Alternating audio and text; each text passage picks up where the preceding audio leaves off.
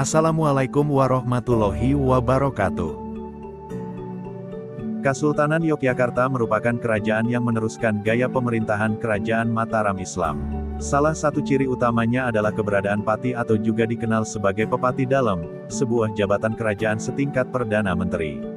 Pati Kesultanan Yogyakarta memakai gelar Danurejo dan berkedudukan di sebuah wilayah yang disebut Kepatihan. Kesultanan Yogyakarta berdiri berdasarkan Perjanjian Giyanti tahun 1755 yang membagi Kerajaan Mataram menjadi Kesultanan Yogyakarta dan Kasunanan Surakarta.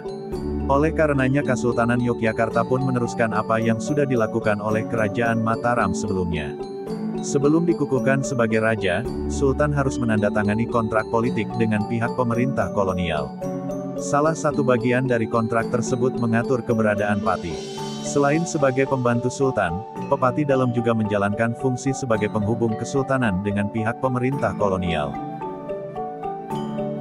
Pada video kali ini saya akan membahas tentang Pati-Pati yang pernah menjabat sebagai Pepati dalam Kesultanan Yogyakarta.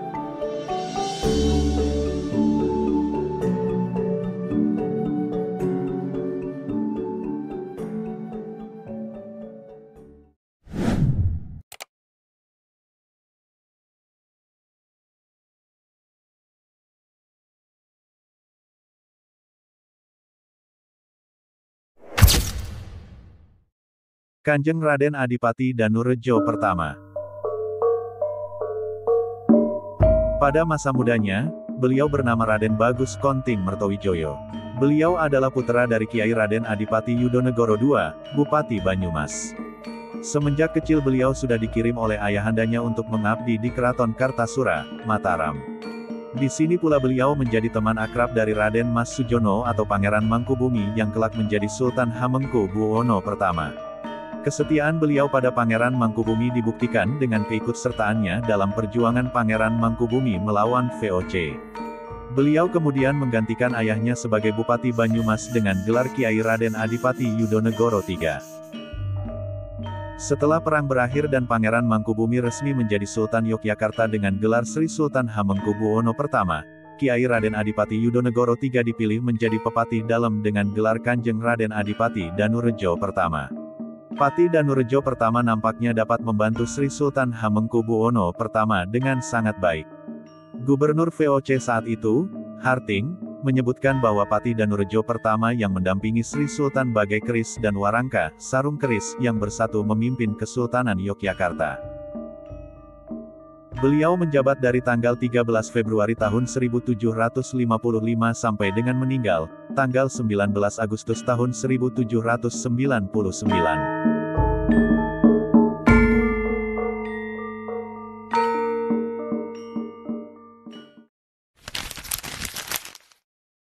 Kanjeng Raden Adipati Danurejo II.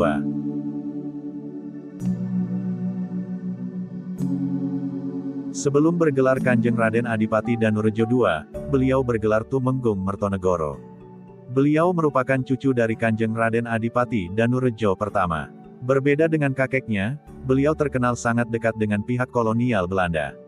Kedekatan beliau bertolak belakang dengan Sultan Yogyakarta waktu itu, Sri Sultan Hamengkubuwono II, yang sangat keras menentang Belanda.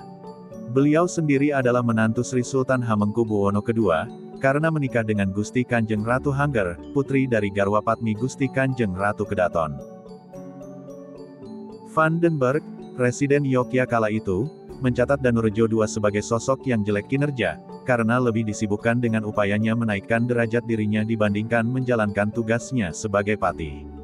Sri Sultan Hamengkubuwono II kemudian melengsarkan beliau dan menunjuk Pangeran Notodiningrat sebagai penggantinya.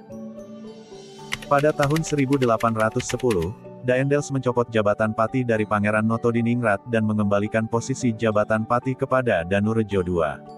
Namun secara sosial beliau sudah direndahkan di keraton, beliau tidak diizinkan melakukan sungkem pada Hari Raya Idul Fitri.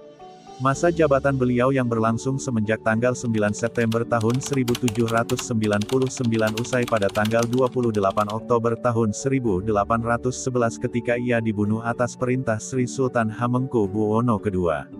Kepada pemerintah Belanda, dilaporkan bahwa Danurejo II berhenti menjadi Pati karena dipecat. Karena meninggal di keraton, beliau juga dikenal dengan sebutan Patih Sedo Kedaton.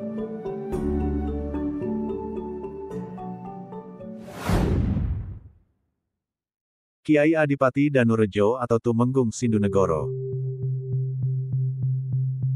Ketika Patih Danurejo II meninggal dunia, Sri Sultan Hamengkubuwono II menunjuk Tumenggung Sindunegoro sebagai wakil patih tanpa sepengetahuan pihak pemerintah Belanda. Hal ini bertentangan dengan kontrak politik yang dibuat oleh pemerintah Belanda. Tumenggung Sindunegoro dulunya bernama Mas Ria Menduro. Beliau adalah putra dari Raden Tumenggung Yudonegoro III atau dikenal dengan Patih Danurejo pertama. Hingga akhir masa jabatannya, beliau tidak pernah secara resmi mendapatkan gelar Raden Adipati. Tetapi karena pada masa itu beliaulah yang bertindak sebagai patih, maka beliau sering disebut sebagai Kiai Adipati. Masa bertugas beliau berakhir pada tanggal 2 Desember tahun 1813. Beliau pensiun dengan nama Kiai Adipati Purwo.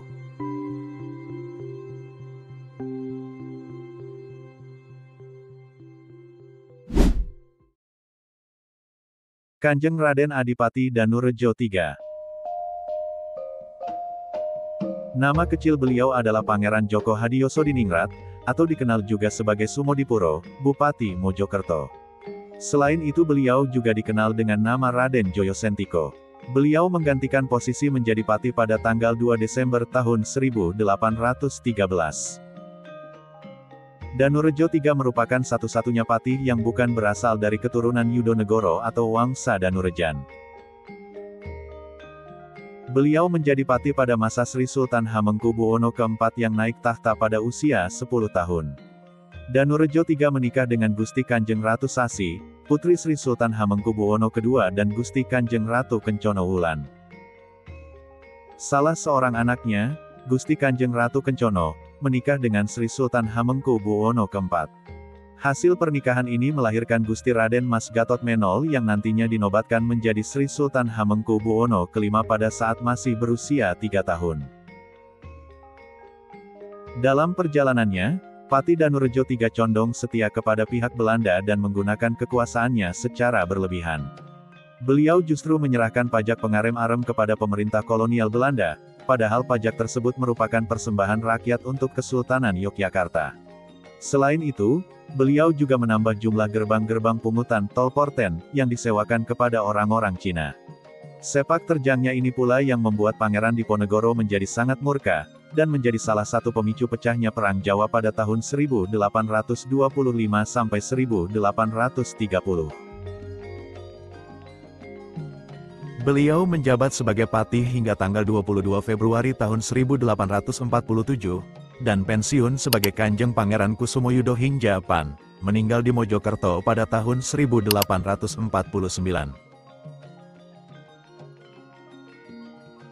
Dalam literatur umum, termasuk dalam buku Sejarah Nasional Indonesia, beliau sering disebut sebagai Danurejo IV. Perbedaan ini disebabkan karena perbedaan pencatatan. Beberapa pihak mencatat Kiai Adipati Danurejo atau Tumenggung Sindunegoro sebagai Danurejo III, sehingga Sumodipuro selaku patih berikutnya dicatat sebagai Danurejo IV. Hal ini turut menyebabkan perbedaan penyebutan patih-patih selanjutnya.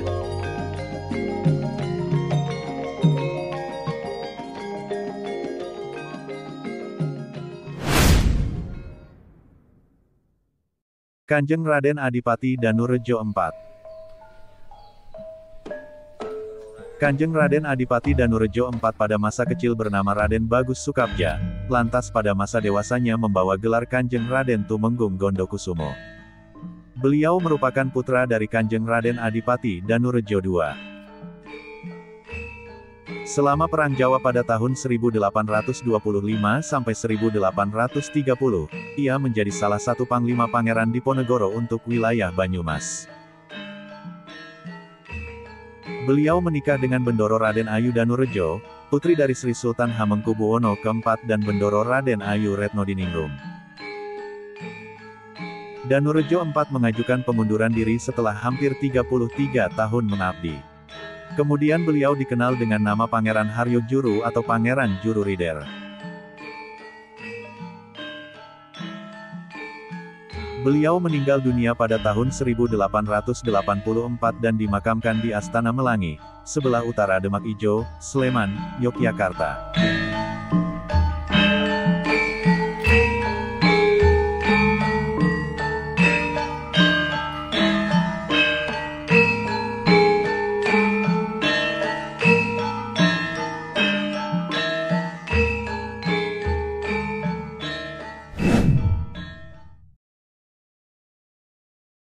Kanjeng Raden Adipati Danurejo kelima.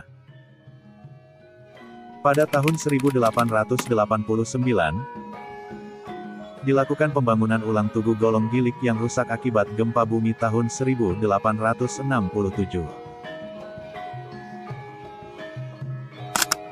Pekerjaan ini dipimpin oleh Patih saat itu, Danurejo kelima. Ketika Tugu dalam bentuk baru yang diberi nama Dewit Paalte Jogja atau biasa dikenal dengan Tugu Pal Putih diresmikan, nama beliau tertulis pada prasasti di Tugu tersebut. Prasasti itu masih bisa dibaca hingga kini. Di bawah pengawasan beliau pula, terbit beberapa karya sastra yang memuat sejarah Kesultanan Yogyakarta, di antaranya Serat Pustaka Jatia dan Serat Babat Mataram. Beliau menikah dengan Putri Sri Sultan Hamengkubuwono ke-6, Gusti Kanjeng Ratu Pembayun. Pada tanggal 21 Juli tahun 1899, beliau wafat setelah 20 tahun mengabdi.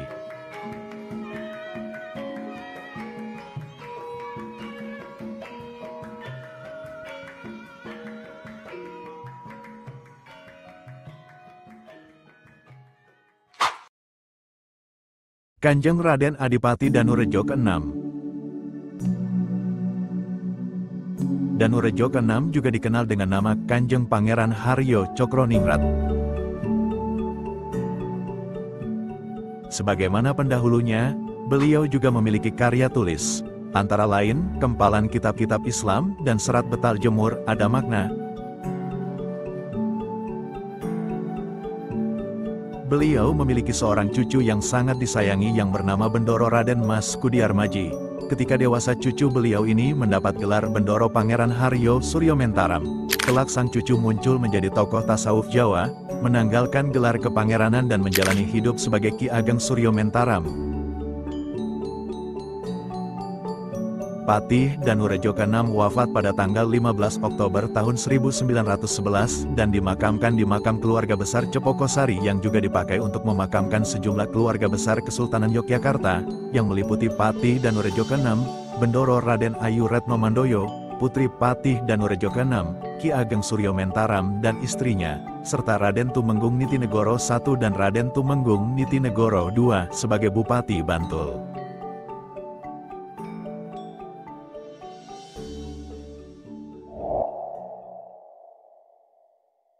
Kanjeng Pangeran Haryo Adipati Danurejo VII.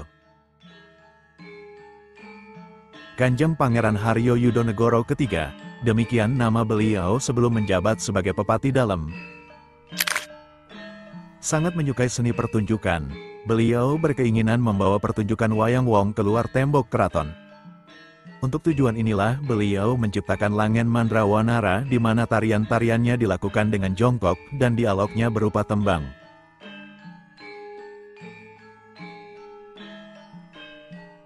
Selain itu, beliau juga menciptakan gamelan yang bilahnya terbuat dari pecahan kaca, dikenal dengan nama gamelan beling. Beliau menikah dengan Gusti Kanjeng Ratu Ayu, Putri Sri Sultan Hamengkubuwono ke-7 dan Gusti Kanjeng Ratu Hemas. Patih Danurejo VII kemudian wafat pada tahun 1933 Masehi. Kemudian dimakamkan di atas bukit bekas pesanggerahan Wonocatur. Kemudian sejak saat itu, makam tersebut dinamai sebagai Makam Cendonosari yang terletak di Wonocatur, Banguntapan, Kabupaten Bantul, Daerah Istimewa Yogyakarta.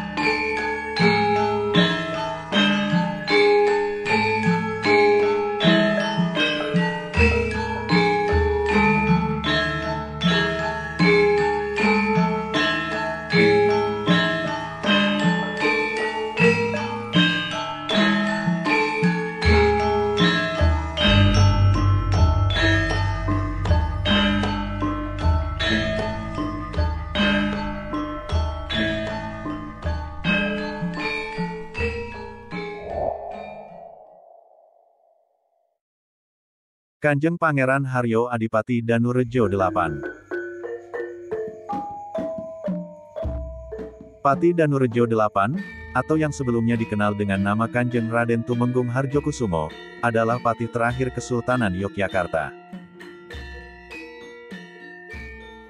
Beliau dilantik pada tanggal 30 November tahun 1933 di Betawi. Sama seperti patih sebelumnya, Danurejo 8 menjadi menantu Sri Sultan Hamengkubuwono ke-7 dengan menikahi Gusti Kanjeng Ratu Condro Kirono, putri dari Garwapatmi Gusti Kanjeng Ratu Kencono.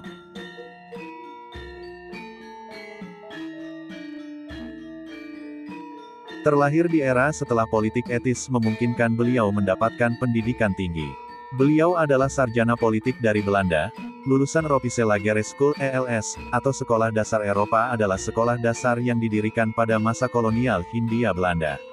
ELS didirikan pada awal abad ke-20, di atas lembaga pendidikan serupa yang sudah ada sejak 1818, yaitu Lager Onderwijs en Lagere Scholen voor Rapinen.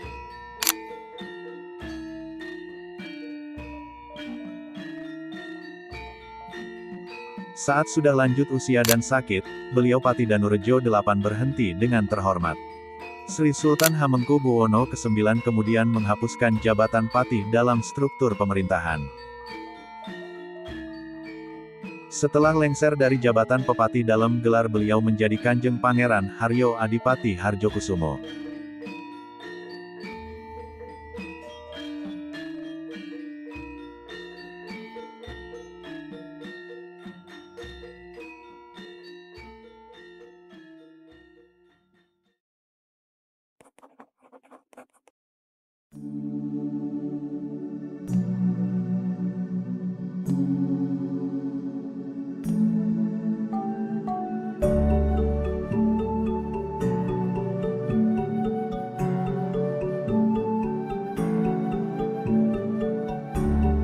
Posisi patih dalam sejak awal berdirinya Kesultanan Yogyakarta memanglah memiliki fungsi dua muka.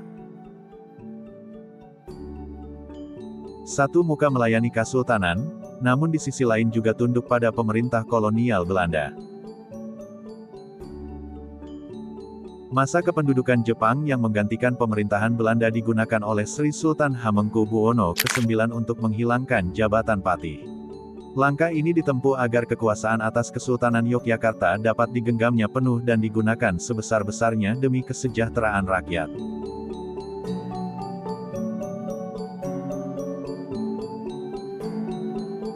Sejak saat itu, tidak pernah ada lagi posisi patih dalam Kesultanan Yogyakarta.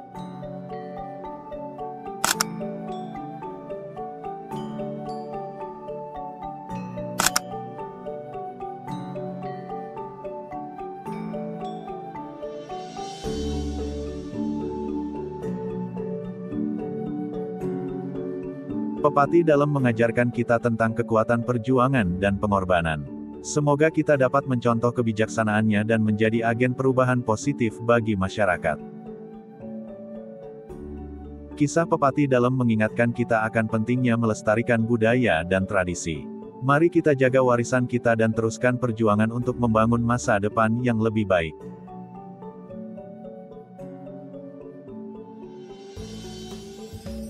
Sejarah Pepatih dalam adalah teladan bagi kita semua.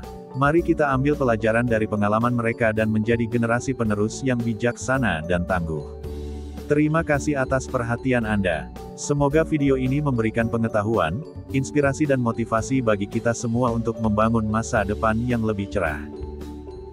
Wabillahi taufik wal hidayah. Wassalamualaikum warahmatullahi wabarakatuh.